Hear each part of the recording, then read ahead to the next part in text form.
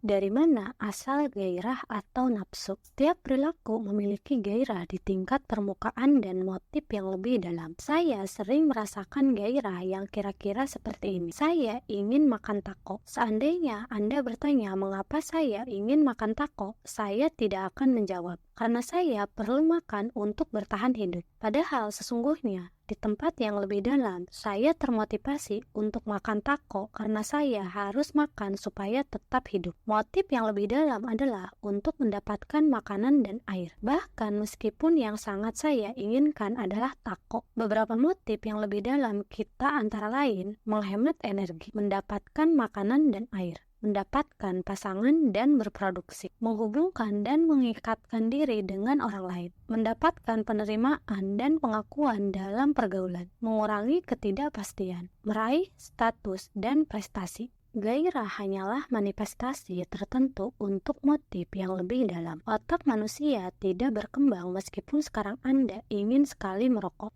ingin memeriksa Instagram, atau ingin sekali bermain video game. Di tingkat yang dalam, Anda hanya ingin mengurangi ketidakpastian dan mengurangi kecemasan, diterima dan diakui dalam pergaulan, atau meraih status. Jika Anda perhatikan setiap produk yang membentuk kebiasaan, Anda akan melihat bahwa hampir semua produk itu tidak menciptakan motivasi baru, tapi sekedar memanfaatkan motif manusiawi yang sudah ada. Mendapatkan pasangan dan berproduksi sama dengan menggunakan Tinder. Berhubungan dengan mengikatkan diri dengan orang lain sama dengan membuka-buka Facebook. Mendapatkan penerimaan dan pengakuan dalam pergaulan sama dengan menggunakan di Instagram. Mengurangi ketidakpastian sama dengan mencari di Google.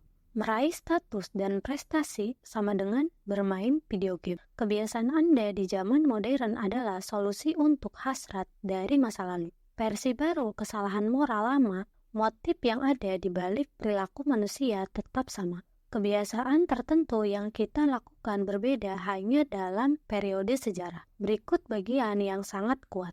Ada banyak cara berbeda untuk memenuhi motif mendasar yang sama. Seseorang mungkin belajar mengurangi stres dengan merokok. Orang lain belajar menurunkan kecemasan dengan berlari. Kebiasaan Anda saat ini tidak harus merupakan cara terbaik untuk memecahkan masalah yang Anda hadapi. Cara itu hanya kebetulan telah Anda pelajari. Begitu mengaitkan suatu solusi dengan masalah-masalah yang perlu Anda pecahkan, Anda terus kembali ke situ. Semua kebiasaan terkait dengan asosiasi. Asosiasi-asosiasi ini menentukan apakah menurut kita suatu kebiasaan layak diulang atau tidak. Sebagaimana dibahas dalam bab tentang kaidah pertama. Otak Anda harus menyerap informasi dan memeriksa petunjuk-petunjuk di sekitar. Setiap kali Anda menemukan petunjuk, otak Anda menjalankan simulasi dan membuat prediksi tentang apa yang dilakukan pada kesempatan berikutnya. Petunjuk. Anda melihat kompor sedang panas. Prediksi. Kalau menyentuhnya, aku akan terbakar, jadi aku tidak boleh menyentuhnya. Petunjuk. Anda melihat lampu lalu lintas akan menjadi hijau. Prediksi. Kalau tancap gas, mungkin aku akan berhasil melewati persimpangan dan tidak terlambat sampai di tujuan. Jadi, aku harus tancap gas. Anda melihat petunjuk, mengelompokkannya berdasarkan pengalaman masa lalu, lalu menentukan tanggapan yang paling sesuai. Ini semua berlangsung dalam sekejap, tapi memainkan peran yang sangat penting dalam kebiasaan Anda. Karena setiap aksi didahului dengan prediksi. Hidup terasa reaktif, padahal sesungguhnya hidup itu prediktif. Sepanjang hari, Anda membuat tebakan-tebakan terbaik tentang bagaimana harus beraksi berdasarkan apa yang Anda lihat dan berhasil di masa lalu. Anda tidak berhenti membuat prediksi tentang apa yang akan terjadi kemudian. Perilaku kita sangat bergantung pada prediksi.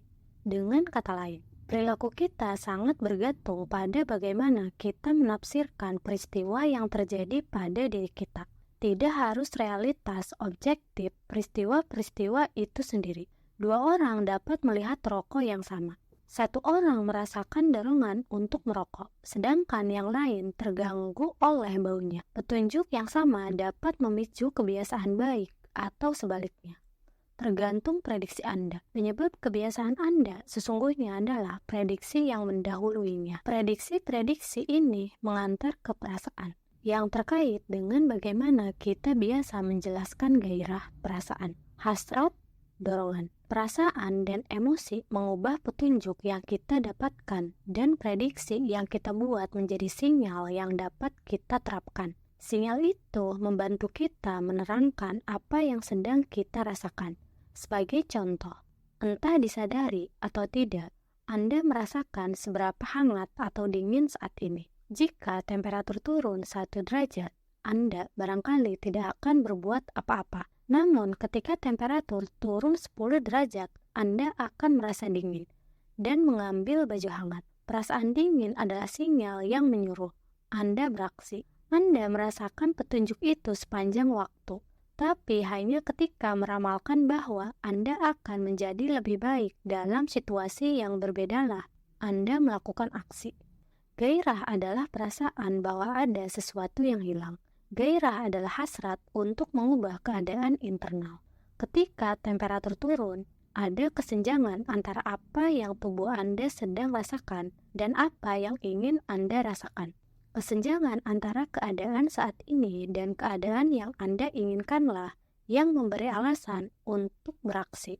Hasrat adalah perbedaan antara di mana Anda sekarang dan di mana Anda ingin berada pada masa mendatang.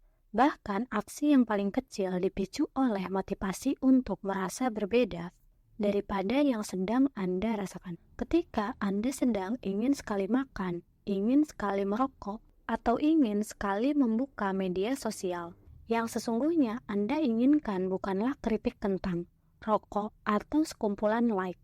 Yang sesungguhnya Anda inginkan adalah merasa berbeda.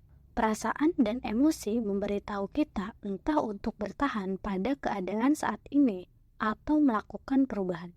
Perasaan dan emosi membantu kita memutuskan arah aksi yang paling baik. Pakar ilmu saraf menemukan bahwa ketika emosi dan perasaan menjadi lemah, kita sungguh kehilangan kemampuan untuk membuat keputusan. Kita tidak memiliki sinyal tentang apa yang harus dicari dan dihindari. Seperti kata ilmuwan saraf Antonio Damasio, emosilah yang memungkinkan Anda menandai sesuatu sebagai baik, buruk, atau sama saja.